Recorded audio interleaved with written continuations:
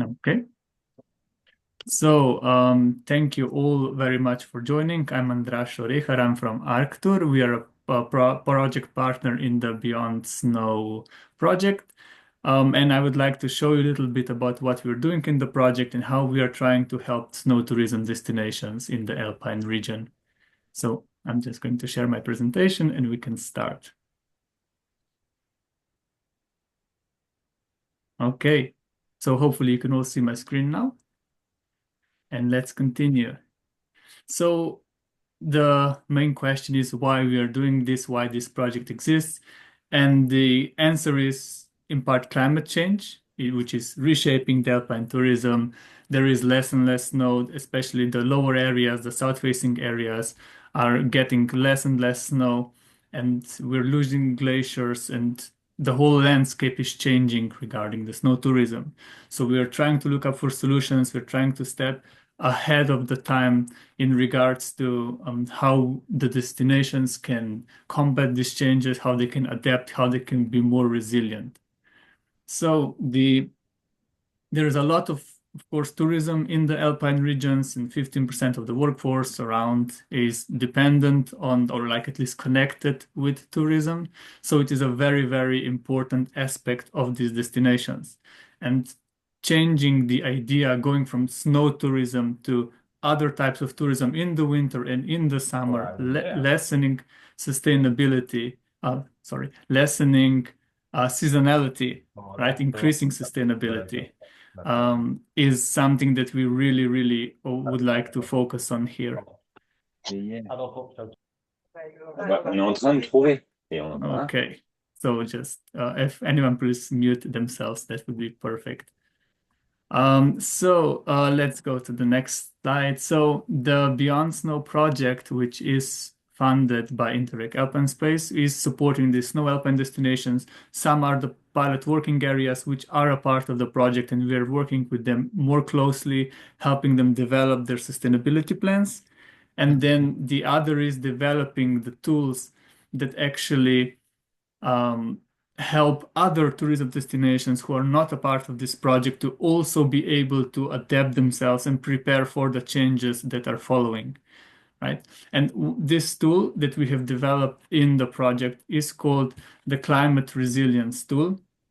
It is a free tool, it is online now, it is available, and it is designed to help destinations find the risk that the climate change possesses for them. This is meant specifically for snow tourism destinations because it focuses on climate change in the snow area and the less the snowfall problems in the future.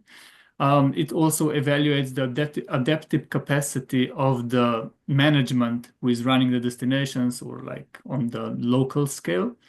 And it has some recommendations, strategies for sustainability, how to be better, how to increase, how to be more resilient, and then, of course, foster resilience. So these are the three key areas of the tool. So one, as we said, is climate factors, so how climate is changing, how they can be impacted by lack of snow. And then the other is management and governance capacity, so how they can adapt. And the final is the more basic tourism supply and demand indicators that actually show how much the destination is actually reliant on tourism.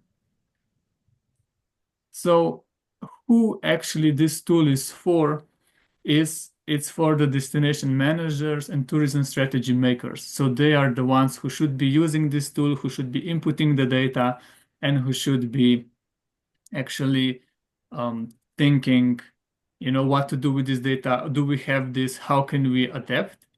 Right? But this, once the data is collected, it can be analyzed, anonymized, and then analyzed, like on the national level or on the European level, and we can actually pinpoint on a EU level what are the main weak points of the resilience, like where these destinations need the most help, where they are good and where they need some additional assistance.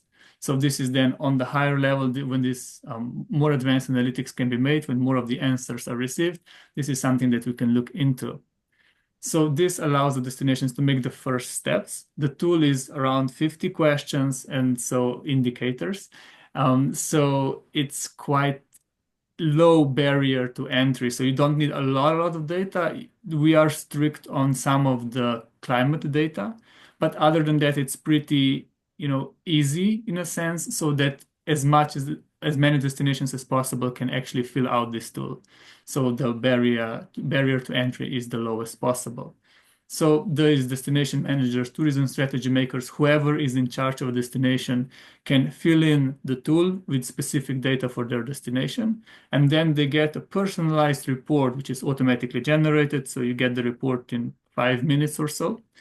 And it gives you a little overview where you stand on climate, where you stand on tourism, and some suggestions and some, it tries to show you where you lack data.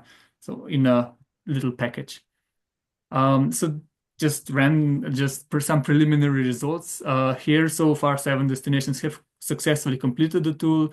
Around 20 or so destinations are currently completing it. So, there is some interest in it. And we hope now that we're spreading this word, more and more destinations are going to be using this tool because, of course, it's free. It's actually the point of it is very, very good.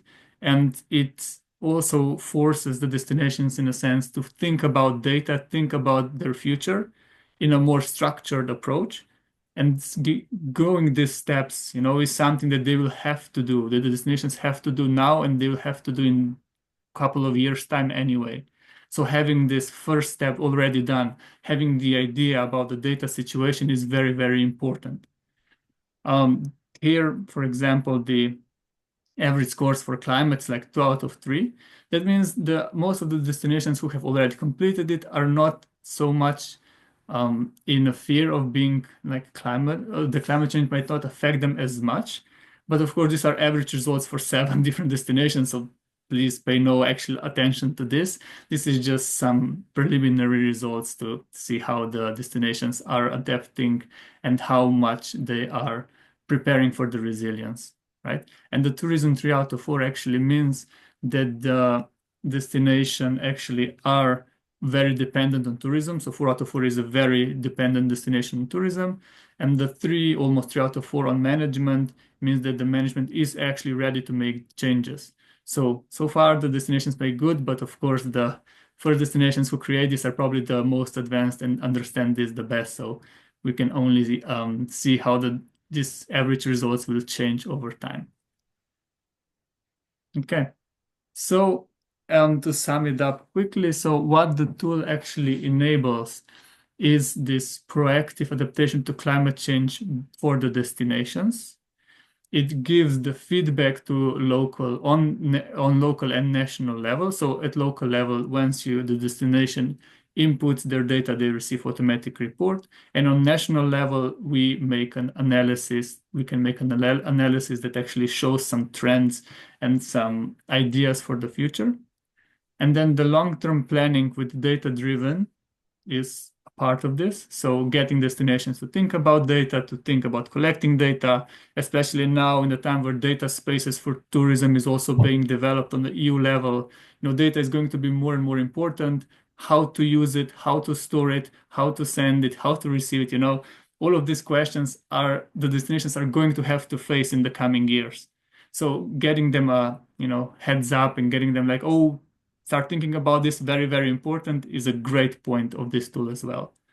And of course, the whole idea of this is to be more resilient, to diversify tourism, and to build this resilience.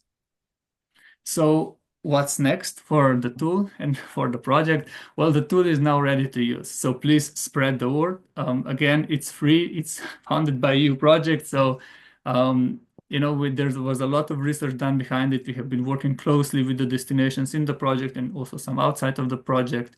So we're trying to make this to the best it can possibly be. We are, of course, always accepting feedback and improving the tool with with aligning it with broader EU tourism strategies and climate strategies. So, please spread the words. Like, it's great to use. It will give you a heads up. And also we very, very like some feedback. What did you think? Did you find everything useful? Did you find something a little bit strange or anything like that? So this is for the tool. Just to keep it a little more, let's say, interactive. Well, interactive is a word, but I would just like to show you how the tool works. The tool, it's an online application which you can register freely.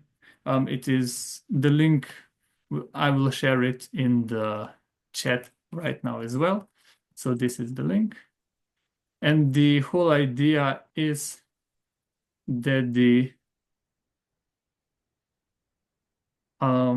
whole idea is that anyone can actually register, they can fill out the tool, there is no barrier to entry, they can make as many assessments as they want. So of course, also for some years back, if you actually, when you start the tool, you have to pick a season, winter season, and then you input data for that season. And for example, here are some of the questions for the climate and environment part.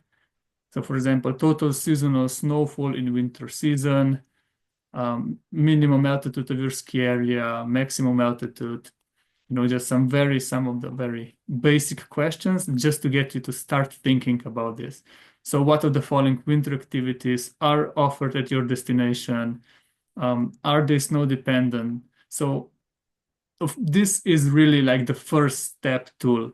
It gives you something to think about. It gives you something to stand on. But then when you want a more in-depth analytics, some other tools will have to be used then. But this is just like very important. And even if you might say, well, this sounds pretty easy, some of the destinations are still a little bit struggling with getting some of the data. So it is we feel a good overall first step for everyone. So this more or less concludes my presentation on this tool. So Okay, now, so yeah, we have some questions already in the chat. perfect. That's what I wanted to say. Yes, we can start with the questions now. Okay, so okay. So One question is, how is the data from users stored? Are these destinations user source open to all? No, the data is stored, like this tool is made by Arctur, our company, and we have the data servers in Slovenia. So all of the data stays in Europe. First of all, and all of the data is only accessible to the destination who inputs it, and then the anonymized analysis is done on the data of all of the destinations who input it, right? So this is the idea behind it. So one destination cannot see the data of the other destination, and no reports will be publicly published by us. Of course, the destination can do it themselves, which of course is also recommended because then you show some transparency. But other than that, every destination has access to their own data and can do with it what they want. Hope that answers that question. Please, next question.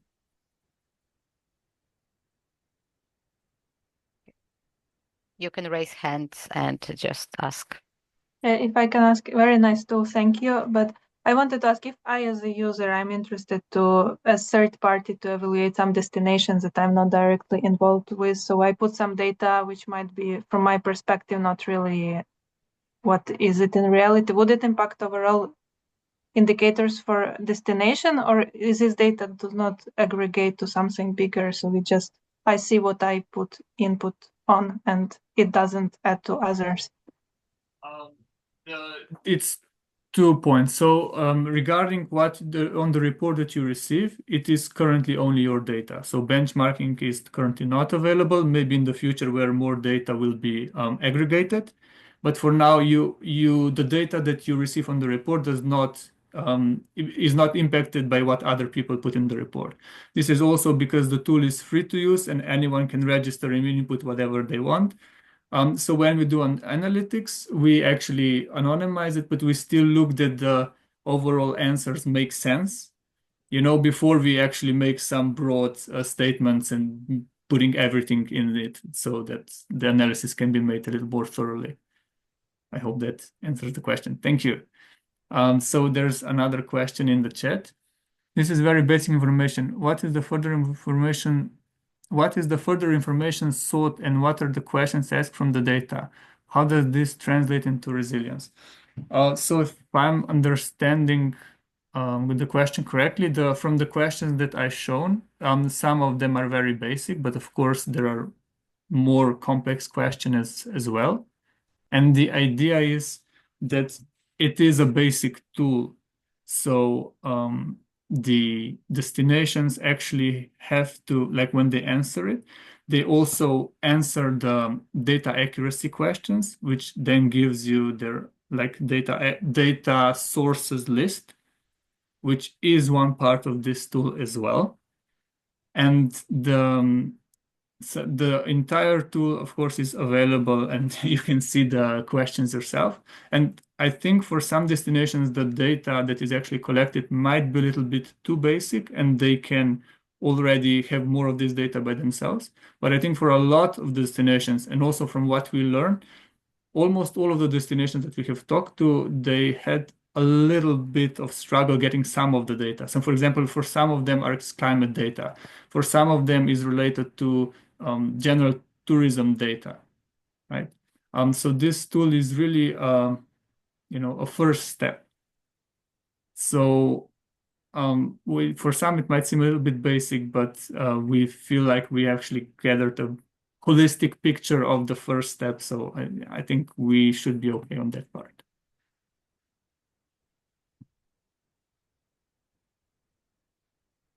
Okay, maybe any other questions?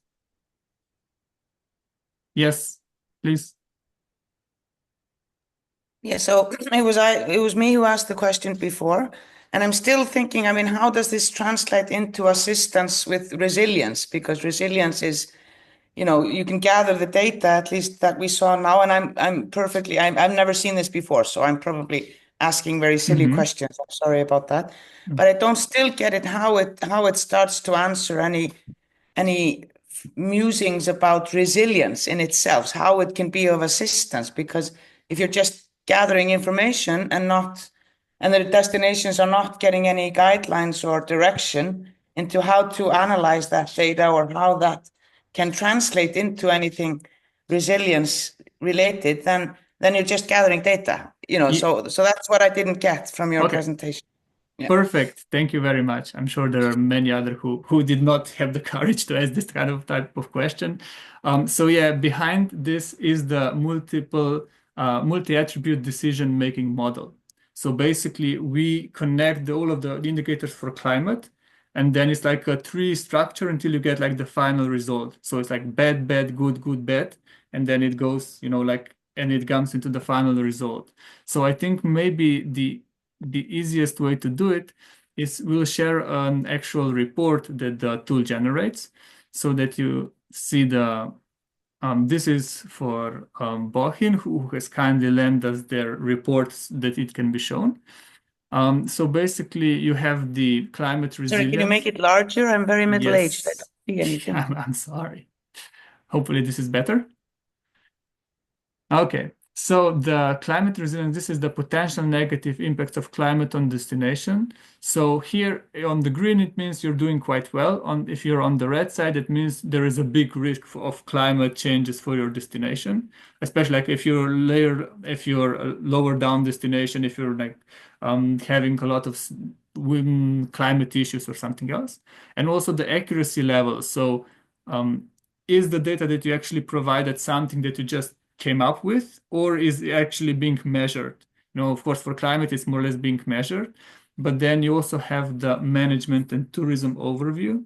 So on this one graph, you have below the management scale. So how prepared is the management to make changes, to adapt, to be better prepared? Also, the questions in the tool are like, are you doing this? Do you have this kind of strategies? Are you collaborating with local stakeholders, with national stakeholders, and so on? And then you have tourism. So what is the current scale of tourism on your destination? And it kind of gives you, okay, so for this part, the management is competent and tourism is thriving or is stable. That means you're doing quite well on all two axes. So of course, this is just like a general, well, here you are. But then when you go deeper into it, you see that like for the management, your status is competent. And for tourism, the status is stable and a little bit more information. But then again, for some data accuracy, it's quite low.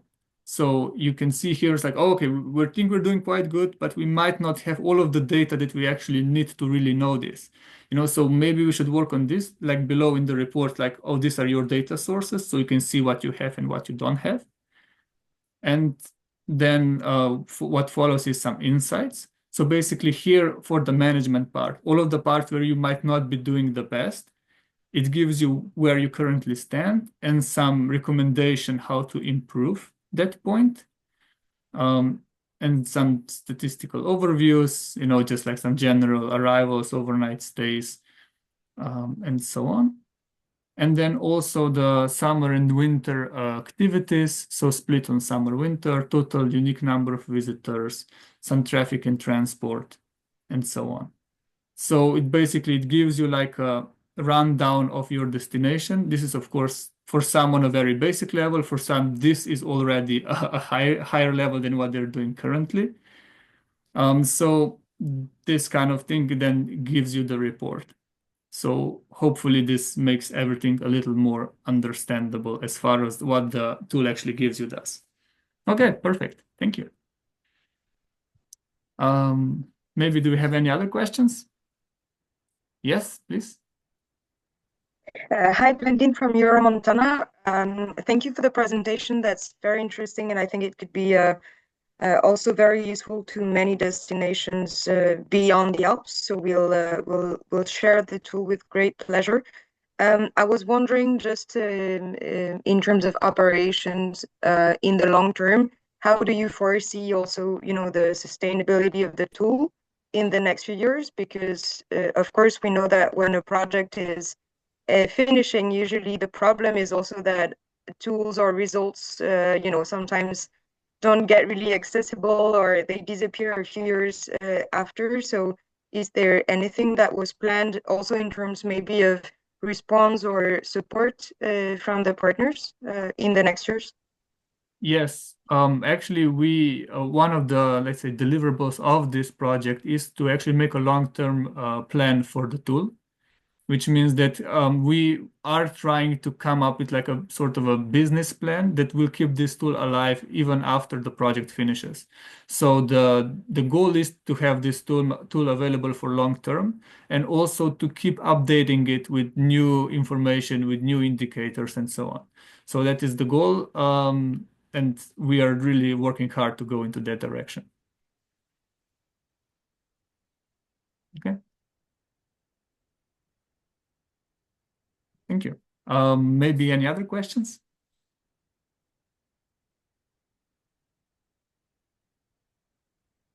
Okay. If not, I think we're more or less half an hour. So this is all of our time. So I would really like to thank all of you who have joined this this meeting or like this event.